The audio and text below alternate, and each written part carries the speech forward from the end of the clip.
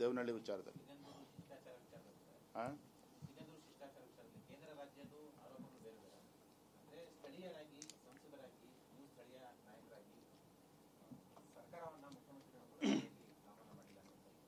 ನೋಡ್ರಿ,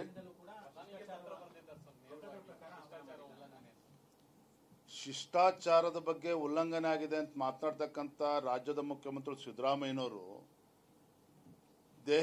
ದೆಹಲಿನಲ್ಲಿ ನೀತಿ ಆಯೋಗದ ಸಭೆಗಳು ಮಾಡಿದಾಗ ರಾಜ್ಯದ ಮುಖ್ಯಮಂತ್ರಿಗಳಾಗಿ ಕರ್ನಾಟಕವನ್ನ ಪ್ರತಿನಿಧಿಸಬೇಕು, ಶಿಷ್ಟಾಚಾರವನ್ನು ಪಾಲನೆ ಮಾಡಬೇಕು ಅಂತೇಳಿ ಯಾಕೆ ಅನ್ನಿಸ್ಲಿಲ್ಲ? ಹಾಗಾದ್ರೆ ಇವತ್ತು ರಾಘವೇಂದ್ರ ಅವರು ಸಂಸದರಾಗಿ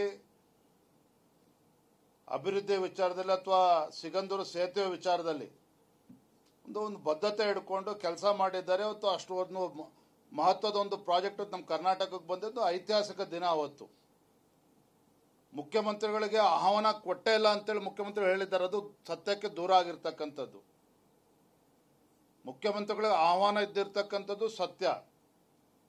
ಆದ್ರೆ ಅವರು ಬೇರೆ ಬೇರೆ ಕಾರಣಗಳಿಗೆ ಬರೋದಕ್ಕೆ ಸಾಧ್ಯ ಆಗಿಲ್ಲ.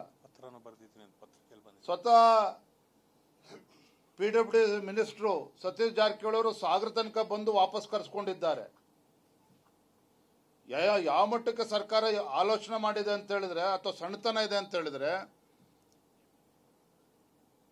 ಕೇಂದ್ರ ಸಚಿವರಿಗೆ ಅಲ್ಲಿ ಅವರಿಗೆ ಗೌರವ ಸನ್ಮಾನ ಮಾಡ್ತಕ್ಕಂಥ ಏನು ಶಾಲು ಅಥವಾ ಉಡುಗೊರೆ ಕೊಡೋದಕ್ಕೆ ಅಂತಂದ್ರೆ ಅದನ್ನು ಕೂಡ ಅಧಿಕಾರಿಗಳು ವಾಪಸ್ ತೆಗೆದುಕೊಂಡು ಬಂದಿದ್ದಾರೆ.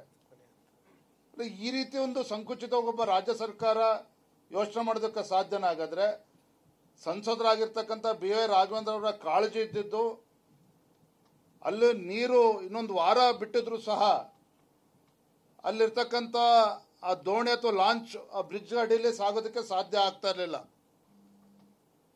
ಅಲ್ಲಿ ಜನಕ್ಕೆ ತೊಂದರೆ ಆಗ್ತಾ ಇತ್ತು. ಮೇನ್ ಕನ್ಸರ್ನ್ ಇದ್ದಿದ್ದು ತಡ ಆದಷ್ಟು ಕೂಡ ಅಲ್ಲಿ ಲಾಂಚ್ ಆ ಬ್ರಿಡ್ಜ್ ಅಡಿಯಲ್ಲಿ ಹೋಗೋದಕ್ಕೆ ಆಗೋದಿಲ್ಲ ಅನ್ನುವ ಆತರ ಇದ್ದೇ ಹೊರತು ಬೇರೆ ಏನೂ ಅಲ್ಲ.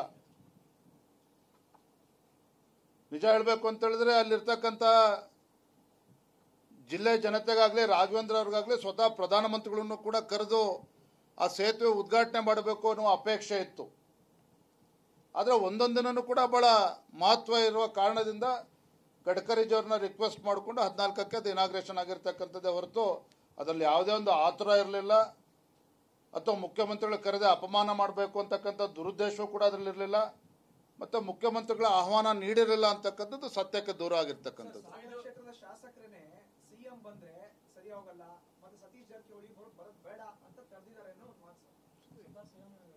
ಇದೆಲ್ಲವೂ ಕೂಡ ಸಂಸದರು ನಿನ್ನೆ ಪತ್ರಿಕಾಗೋಷ್ಠಿಯಲ್ಲಿ ಎಲ್ಲ ವಿಚಾರವನ್ನು ಕೂಡ ತಿಳಿಸಿದ್ದಾರೆ.